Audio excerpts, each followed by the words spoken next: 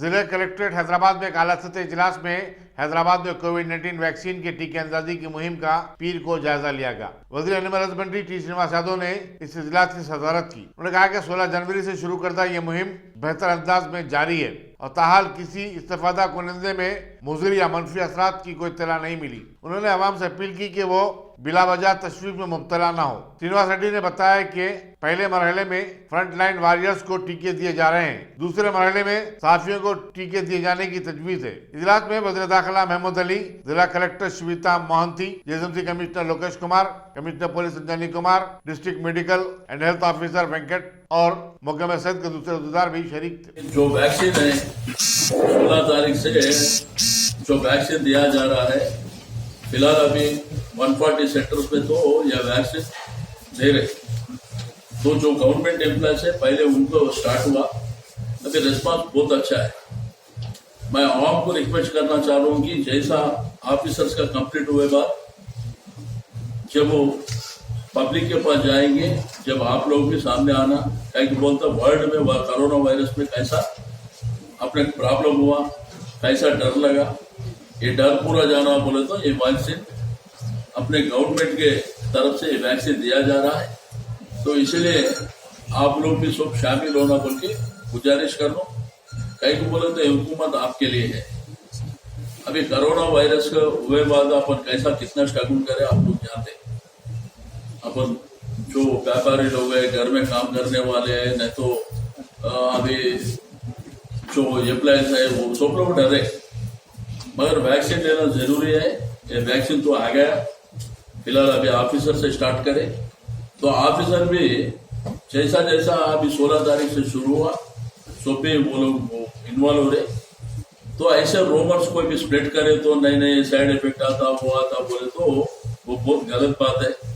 आवाम को ऐसा wrong direction देके सोशल मीडिया में नहीं तो प्रेसों में बोलना वो गलत बात है। अभी सही सलामत से हमारे हुकूमत आपके लिए, आपकी सेवा के लिए, आपके हित के लिए हम फिलहाल आपके साथ रहेंगे। Thank you. Telangana golden Telangana में तब्दील हुआ हो या नहीं, लेकिन इस सरजमीन पर ऐसे रॉकेट भी बने जा रहे हैं जो खला में रियासत का नाम रोशन करेंगे। हैदराबाद में कायम करदा स्काई रूट एरोस्पेस जारिया साल अपना पहला रॉकेट तैयार कर देगा जो कि खला में कमर्शियल तौर पर दागा जाएगा। छोटे सैटेलाइट बनाने वाली ये कंपनी स्टार्टअप इंडिया के तहत कायम की गई है। स्काई रूट एरोस्पेस के सीईओ पवन कुमार ने बताया कि कंपनी के 3 रॉकेट तजुर्बाती मरहले में दाखिल हो गए हैं।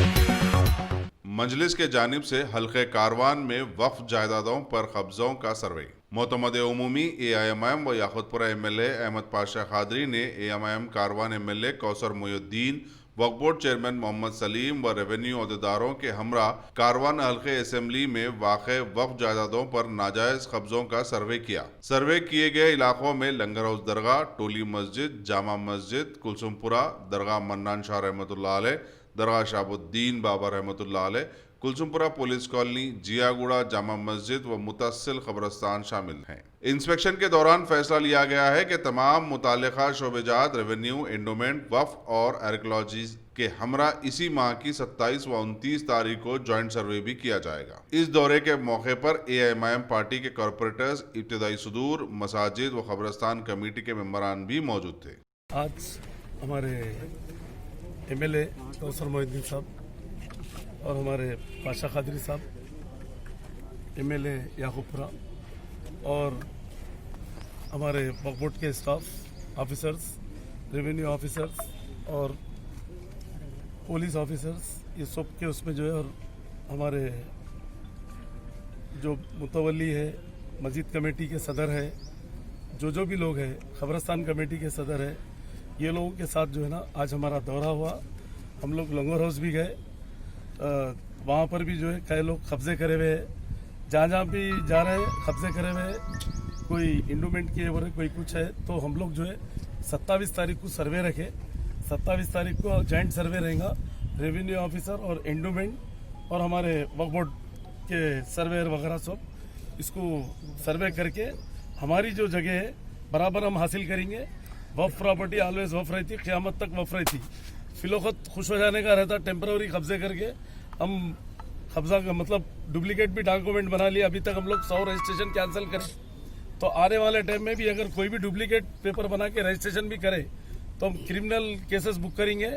और हम लोग जो है ना छोड़ेंगे नहीं, वफ प्रॉपर्टी ऑलवेज वफ रहती, क्योंकि लोग जो है ना मतलब जहाँ देखो वहाँ पर खुली पड़ी हुई है, बल्कि कब्जे कर रहे नहीं चलता वो, क्योंकि हमारे एमएलए साहब की भी बहुत ज़्यादा कोशिश है।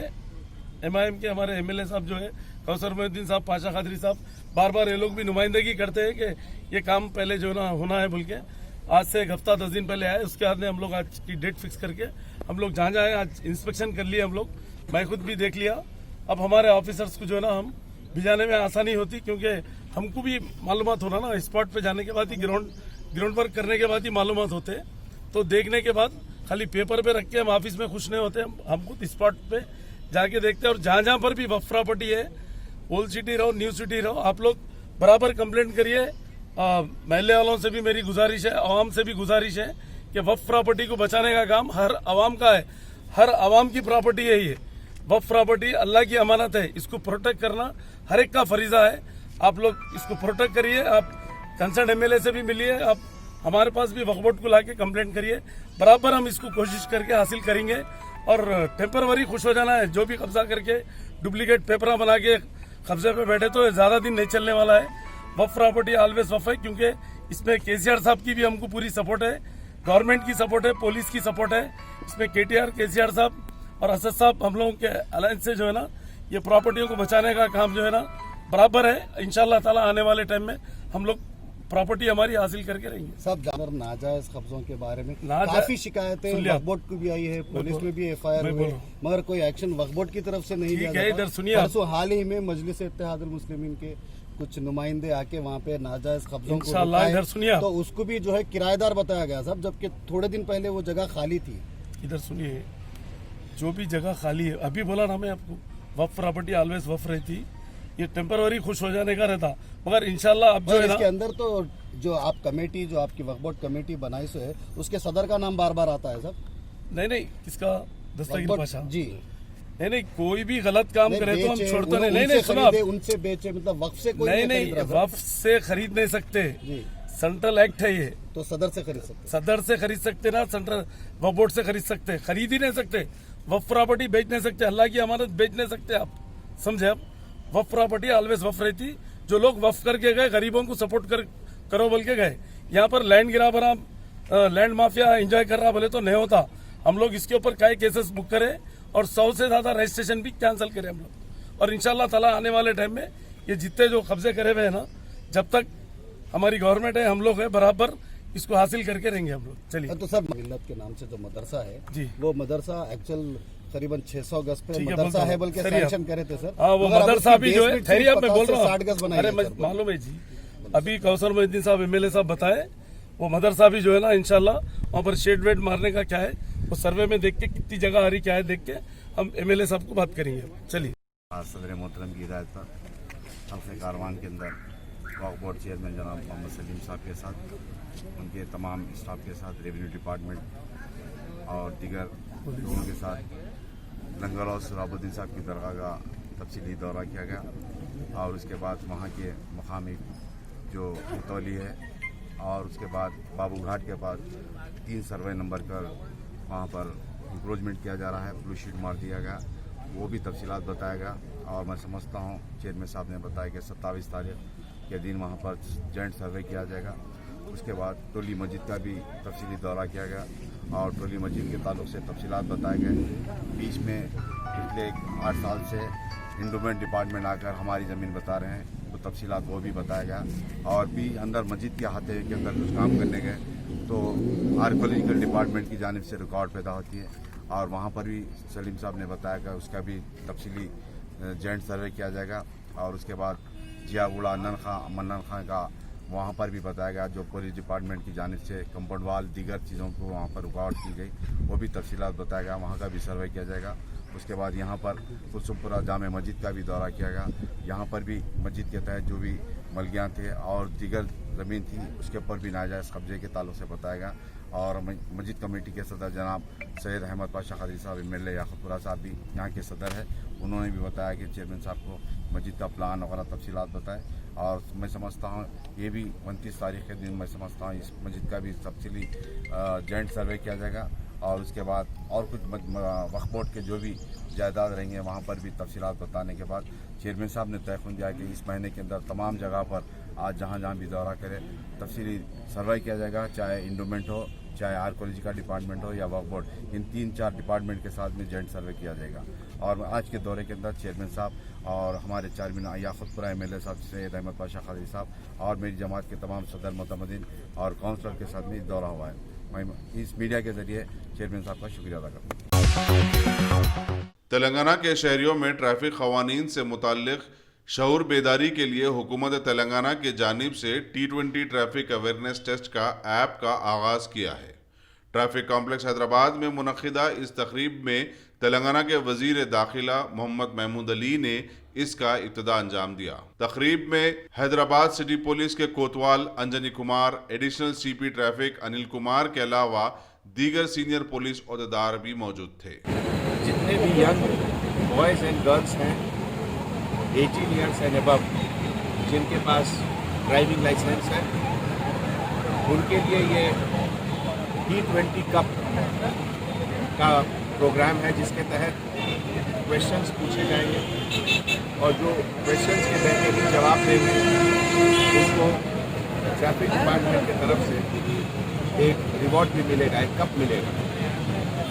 इस पूरे प्रोग्राम का मकसद ये है कि जो हमारे नए जनरेशन के बच्चे हैं जो कल होके हमारे लीडर बनेंगे, जिनके ऊपर पूरे स्टेट और सिटी की जिम्मेवारी रहेगी, वो एक रिस्पॉन्सिबल सिटीजन बने, उनको लॉ रूल्स रेगुलेशंस सबकी अच्छी जानकारी हो, जिसमें कि एक लॉ अबाइडिंग सिटीजनशिप का कल्चर डेवलप करें। जैसा कि आप जानते हैं हमारे तेलंगाना गवर्नमेंट के तरफ से जो इनिशिएटिव लिया गया है और हमारे ऑनरेबल चीफ मिनिस्टर साहब श्री KCR साहब के तहत जो पुलिस को जो टॉप प्रायोरिटी दी गई है उसका सबसे बड़ा इम्पैक्ट ट्रैफिक पर है।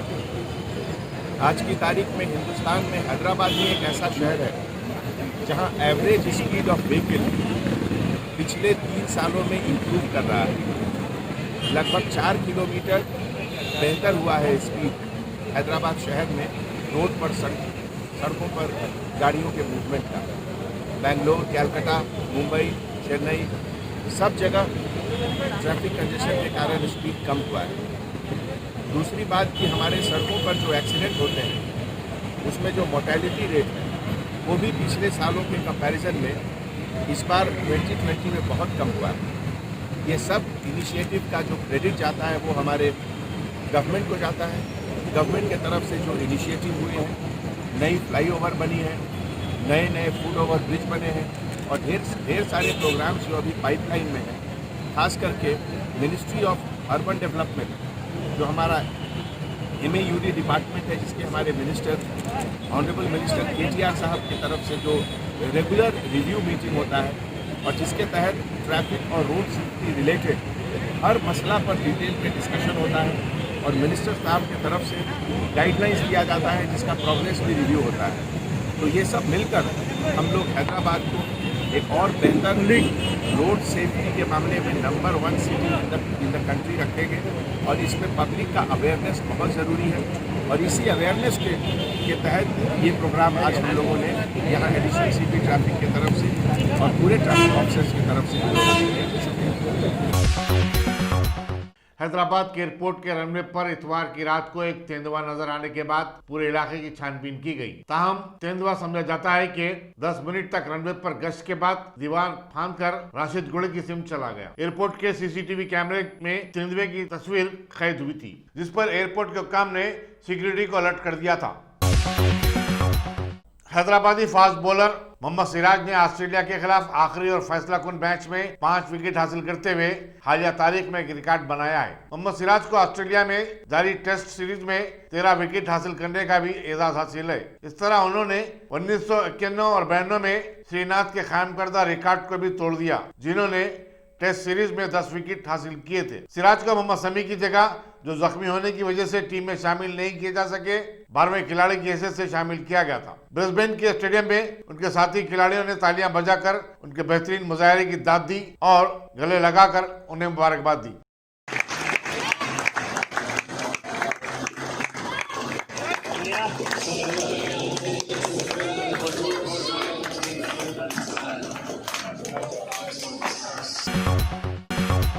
निजामाबाद की मेयर नीतू किरण ने डिवीजन 59 में तरक्याती कामों का इफ्तिताह किया। इन कामों पर 10 लाख रुपए के मसारिफ आयद हुए हैं। इस मौके पर deputy mayor Mohammed Idris Khan, corporator Rafat Mohammed Khan और दूसरे भी उनके हमरा थे। मेयर नीतू किरण ने कहा कि निजामाबाद में तरक्याती काम बड़ी तेजी के साथ अंजाम दिए जा रहे हैं और हर डिवीजन के साथ इंसाफ किया जा रहा है। तेलंगाना सरकार आने के बाद अपने तेलंगाना स्टेट में बहुत जोर से डेवलपमेंट के प्रोग्राम्स चल रहे हैं। इसी के दौरान अपने निजामाबाद अर्बन में भी अपने अर्बन एमएलए गणेश अन्ना जी ने बहुत कोशिश करके अच्छी तरीके से फंड्स ला रहे हैं अपने डेवलपमेंट के लिए। अपने शहर को देखे तो भी, अपने अर्बन को देखे तो भी कितना अच्छा ब्यूटिफिकेशन हो रहा है, सबको पता चल रहा। इसी के दौरान अब सब डिवीजनों में भी काम शुरू हो गए हैं। इसी के दौरान आज 59 डिवीजन में आज जनरल फंड से और आरएनबी फंड से 2 भी सीसी रोड और ड्रेन का आज उद्घाटन हुआ है। यहाँ सब लोग बहुत खुशी जाहिर कर रहे हैं क्योंकि बहुत सालों से रुके हुए काम चल रहे हैं आजकल। सब लोग उनकी दुआ दे रहे हैं। ऐसे सबकी दुआ हमारे को चाहिए क्योंकि और फंड्स लाने के लिए आप जैसे की दुआ और अल्लाह की दुआ चाहिए और फंड्स आना चाहिए। अब जो भी इलेक्शन में कुछ वादे किए थे वो सब करने के लिए अपन कोशिश करेंगे ज़रूर। अपने अर्बन एमएलए गणेश अन्ना जी को भी हम सबके तरफ से शुक्रिया करेंगे।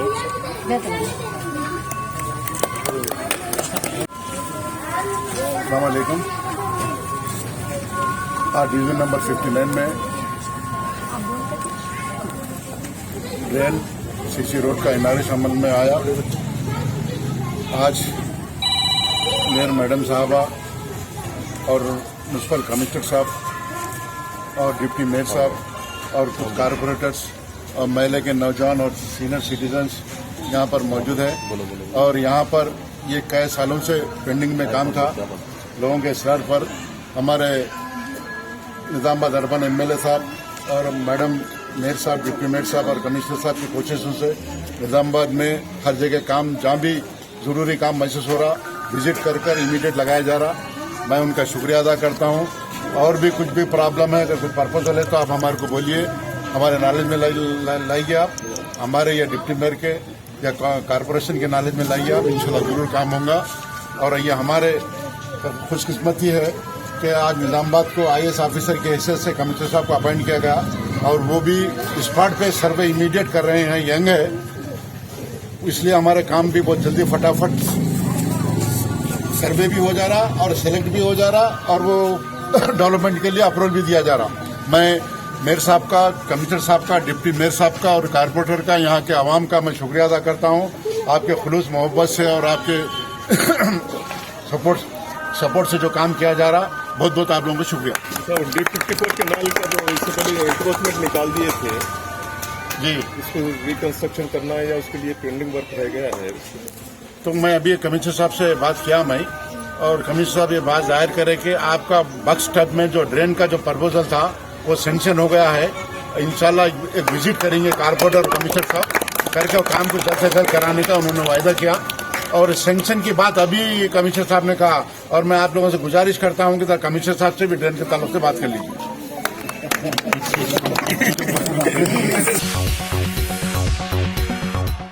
रियासती वजीर animal husbandry T Srinivas Yadav ने बकरे का गोश्त जायद कीमत पर फरोख्त करने वालों को सख्त इंतबाह दिया और कहा कि हुकूमत हालात का फायदा उठाने की कोशिशों को बर्दाश्त नहीं करेगी। उन्होंने महकमे के अहदेदारों को हिदायत दी कि वो शहर में खुसूसी मुहिम चलाते हुए बकरे के गोश्त की कीमतों में इजाफे की रोकथाम के लिए इकदाम करें। अपने मौके में के जायजा इजलास में उन्होंने कहा कि बर्ड फ्लू की अफवाहों के चलते मीट शॉप के मालिकान जायद कीमत पर गोश्त फरोख्त कर रहे हैं। उन्होंने विजय डेयरी को 28 करोड़ रुपए जारी किए ताकि वो किसानों के बकायाजात की अदायगी कर सके। वज़ीर animal husbandry T Srinivas Yadav ने गैर कानूनी मसाले के खिलाफ भी कार्रवाई करने की हिदायत दी। नायब सदर जमहूरिया एम वेंकैया नायडू ने कारपोरेट इदारों से कहा कि वो कंपनियों में होने वाली बेकायदगियों और धांधलियों का इंकशाफ करने वालों की न सिर्फ हौसला अफजाई करें बल्कि उन्हें तहफ़्फ़ुज़ भी फराहम करें। हैदराबाद में इंस्टीट्यूट ऑफ कंपनी सेक्रेटरीज के जलसे तकसीम सनदात से खिताब करते हुए उन्होंने कहा कि कंपनियों में शफाफियत की जरूरत है और उन्हें अपने शेयर होल्डरों के लिए जवाबदेह होना चाहिए। नायब सदर जमहूरिया ने तवक्को जाहिर की कि आने वाले महीनों में मुल्क की मईशत फिर से बेहतर होगी और हिंदुस्तान बेहतरीन माशी हालत रखने वाले ममालिक की क़यादत करेगा। उन्होंने कहा कि 130 करोड़ आबादी वाला दुनिया का सबसे बड़ा जमहूरी मुल्क हिंदुस्तान खुद मुख्तफी हो गया है और खुद पर इन्हिसार करने की सलाहियत भी रखता है। हमारे समाज में एक कहावत बड़ी मशहूर रही है कि जिनके घर कांच के बने होते हैं वो दूसरों को पत्थर नहीं मार सकते, वरना अगर वो पत्थर पलटता है तो कांच जन्म सिद्ध शक्ल में नीचे ढह जाती है। अभी रियासत तेलंगाना के नए नींद से जगाकर तेलंगाना के बीजेपी सदर बनाए जाने वाले और कलील अरसे में मुतनाज़िया बनकर राजा सिंह के कांधे से कांधा मिलाकर आ जाने वाले बंडी संजय ने आज एक बार फिर दोहराया है कि रियासत में आने वाले इलेक्शन बीजेपी को यहां पर सत्ता दिला ही देंगे, जबकि सारे मुल्क में अभी इन्हीं के लोगों की जानिब से बड़ा ही इंतशार फैलाया हुआ है। इन्होंने अपनी पार्टी की एग्जीक्यूटिव कमेटी की मीटिंग में ये इद्दिया भी किया कि अनकरीब इनकी पार्टी हैदराबाद के किले गोलकुंडा पर अपना जाफरानी परचम लहराकर मुल्क से वफादारी का इद्दिया करेंगी, जबकि यहाँ भारत के तिरंगे का कोई जिक्र नहीं आया। साथ ही उन्होंने हमेशा दूसरों की तरह अपना वही पुराना रोना भी रोया कि टीआरएस पार्टी सत्ता में आने के बाद से ना कोई काम कर पाई है और ना ही अपने वादों को पूरा किया, जिसमें 3 लाख बेरोजगार नौजवानों को रोजगार फराहम करना भी शामिल था। जबकि मरकजी बीजेपी के जिम्मेदारों ने 15 लाख का वादा सत्ता में आने से पहले किया था और खुल्लम खुल्ला बाद में ये कहा कि ये सत्ता हासिल करने के लिए कहा गया था। बहरहाल बंडी संजय ने आखिर में टीआरएस पार्टी पर यह इल्जाम लगाया कि मरकजी फंड्स का वो सही इस्तेमाल नहीं कर रही है, जबकि केटीआर ने इससे कबल सारे हक़ाइक़ का भांडा फोड़ भी दिया था कि मरकजी फंड्स क्या हैं, कैसे आ रहे हैं, कैसे हासिल हो रहे हैं और उन्हें इस्तेमाल में कैसे लाया जा रहा है। साथ ही इन्होंने यह दावा भी किया है कि लॉकडाउन के दौरान बीजेपी पार्टी ने आवाम का ज़बरदस्त अंदाज में साथ दिया है, जबकि टीआरएस के लोग मारे खौफ के घरों में फंसे रह गए थे। अब फैसला आवाम के हाथ में है कि सच और झूठ को परखे, जांचे और सही कदम उठाए। ఉమ్మడి ఆంధ్రప్రదేశ్లో కానీ తెలంగాణ రాష్ట్రంలో కానీ భారతీయ జనతా పార్టీని అధికారంలోకి తీసుకురావాలి, అది కల్లారా చూడాలని చెప్పి ఒక ఆశయంతో ఒక లక్ష్యంతో ఉన్నప్పటికీ ఆ రోజు ప్రాణత్యాగం చేసేవారు కానీ వివిధ కారణాలతో స్వర్గస్థులైన వారు కానీ ఇప్పటికీ చాలా మంది మన సీనియర్ నాయకులు కూడా ఆశతో ఎదురుస్తున్నారు. గోల్కొండ కిల మీద కాషాయం జెండాను రెప్పరెప్పలు ఆడేటువంటి అద్భుత సన్నివేశాన్ని ఒక్కసారి కల్లారా చూడాలని చెప్పి అనేక మంది నాయకులు ఇప్పటికీ ఎదురుస్తూ ఉన్నారు. కాబట్టి ఈ సమావేశం యొక్క లక్ష్యం మనకు తెలుసు. ఎట్టి పరిస్థితుల్లో ఈ రాక్షస పాలన నుంచి, ఈ మూర్ఖత్వ పాలన నుంచి, ఈ నియంత్ర పాలన నుంచి తెలంగాణ రాష్ట్రాన్ని కాపాడుకోవాలి.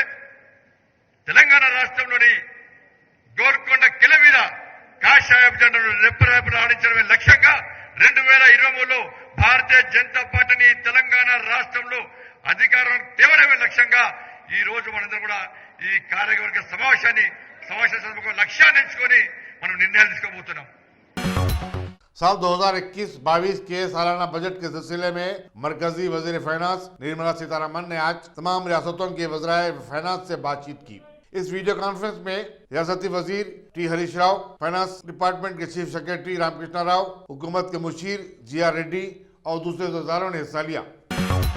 जिले महबूबनगर में वजीर स्पोर्ट्स श्रीनिवास गौड़ ने एक इजलास किया। उन्होंने कहा कि हुकूमत ज़राअत को आला तरजीह दे रही है और किसानों के लिए रेतु बंधु स्कीमों को अमली जामा पहनाने का सहरा TRS हुकूमत के सर को जाता है। उन्होंने कहा कि इससे किसानों की सरमाकारी में भी कमी आएगी। इस मौके पर महकमे ज़राअत के अहदेदारों और किसान भी मौजूद थे। तालीम पर तवज्जो न देने और मुसलसल टीवी देखने पर बरहम बाप ने अपने 10 साला बेटे को जिंदा जला देने की कोशिश की। ये दिलसोज वाकया इतवार की रात को कुकटपल्ली हाउसिंग बोर्ड के इलाके में पेश आया। बताया जाता है कि 6ठी क्लास के तालिबे इल्म चरण अपने घर में टीवी देख रहा था। पेशे से पेंटर उसका बाप बालू, जो हालत नशा में था, अपने बेटे को टीवी देखता हुआ पाकर बरहम हो गया और पेंट के लिए इस्तेमाल किया जाने वाला 53 ऑयल बेटे पर डालकर आग लगा दी। चरण को शदीद झुलसी हुई हालत में दवाखाने उस्मानिया में शरीक करवाया गया, जहां उसकी हालत तशवीशनाक है। रियासती वज़ीर तालीम सबिता इंदिरा रेड्डी ने 1 फरवरी से स्कूलों की कुशादगी से मुताल्लिक़ एक जायजा इजलास मुनक़िद किया, जिसमें उन्होंने कोविड-19 की वबा के चलते स्कूलों में किए जाने वाले एहतियाती इक़दाम पर तबादला ख्याल किया। उन्होंने स्कूलों में कोविड-19 के तमाम गाइडलाइंस की पासदारी की हिदायत दी। क्लासरूम में तलबा के दरमियान 6 फीट के फासले की बरकरारी पर जोर दिया गया। इजलास में हॉस्टल्स और रेसिडेंशियल स्कूल के इंतजाम पर भी गौर खोज किया गया। इजलास में रियासती वज़रा सत्यवती राठौर, कपोला ईश्वर, जी कमलाकर, चीफ सेक्रेटरी सोमेश कुमार और दूसरे भी शरीक थे। वज़ीर ज़राअत एस निरंजन रेड्डी ने पेद्दापल्ली असम्बली हल्के के गर्रेपल्ली मौजे में फार्मर्स फोरम का इफ्तिताह किया। उन्होंने कहा कि चीफ मिनिस्टर के चंद्रशेखर राव ज़राअत को काफी अहमियत देते हैं। हुकूमत किसानों की फलाह बहबूद पर 55,000 था 60,000 करोड़ रुपए खर्च कर रही है। मुल्क की सबसे बड़ी रियासत उत्तर प्रदेश में ज़राई शोबे पर बजट का सिर्फ 10% हिस्सा खर्च किया जाता है। इस मौके पर रुकने पार्लियामेंट एन वेंकटेश, अरकान असम्बली डी मनोहर रेड्डी, एन लक्ष्मण राव, सदस्य जिला परिषद मधु और दूसरे भी मौजूद थे।